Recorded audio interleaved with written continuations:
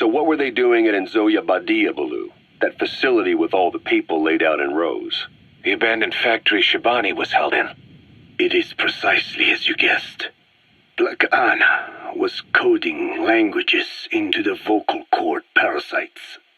They infected the subjects with the parasites, then made an incision in the throat to expose the vocal cords. That allowed them to play recordings of a desired language directly to the parasites. And the parasites learned the languages that way. That's some teaching method. I just don't get how a bunch of bugs had the brain power for it. They don't. Do not judge them by human standards. They do not learn as a function of intellect. Then how do they do it? What language the parasites react to is coded into their genes. You could expose the Japanese strain to English for years, and it would never learn the language and react to it. The pronunciation, rhythm, and structure are different. But what about, say, Spanish and Portuguese? Linguistically, the two are very close. Yeah, they're both Ibero-Romance languages. Even so, a Spanish language mating pair exposed to Portuguese will not copulate. Only when they hear Spanish. Only then. And the majority of their offspring will be the same. So it's a literal case of a mother tongue. But if that's so, I don't see how the different strains can be created in the first place. Well, among the many thousands of offspring, there may be just a few that react to Portuguese. You're talking about mutations. Correct. Playing the tapes helps to identify the mutant strains. Those specimens are then isolated and bred with one another. From their children, specimens that react more strongly to Portuguese can again be selected and bred. Repeating this process creates a strain that reacts solely to Portuguese and never to Spanish. Mutation and selection. No different to breeding roses. So you kept increasing the change over the generations, adapting them to languages from all over the world. Must have taken a hell of a lot of patience. More like patience. Just how many died for this? There's something I still don't get. In order to tell which larvae will react to Portuguese, you'd have to let them develop and then see which copulate. That means you'd need tens of thousands of guinea pigs. There's no way you could do that in a facility that small. For normal selective breeding methods, you would be right. But there is a more effective selection method when training the vocal cord parasites. Go on. It is not only when mating that the parasites listen for language. Shortly before hatching, larvae display markedly increased activity in reaction to a particular language.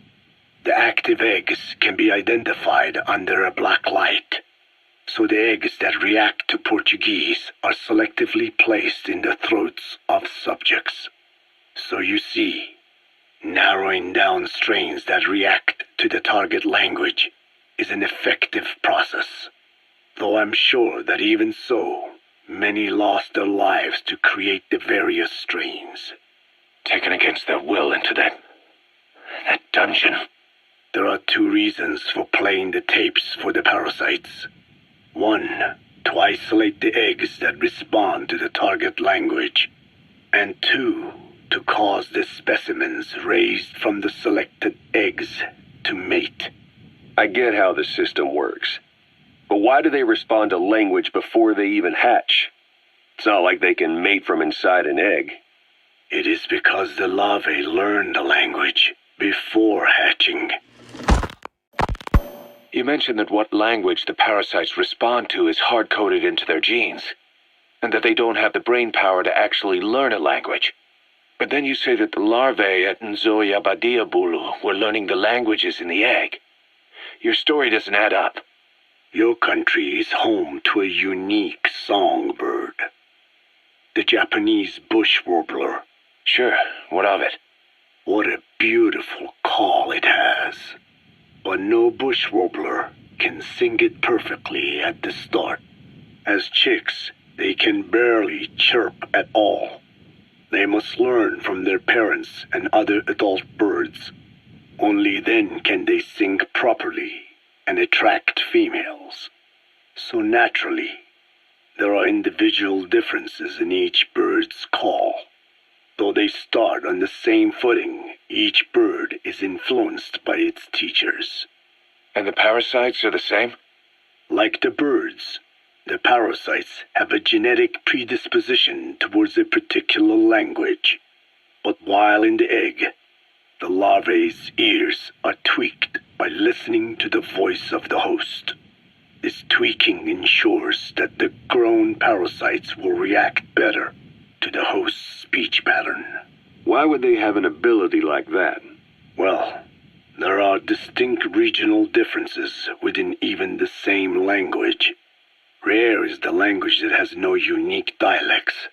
Yes, learning the host's speech pattern before hatching attunes the larvae to whatever twist of pronunciation it will encounter. This adaptive ability is what makes them so formidable. I see. So a language requires selective breeding, but the parasites can learn dialects by themselves. Of course, having the egg-stage larvae listen to the tapes in the factory was not meant to teach them.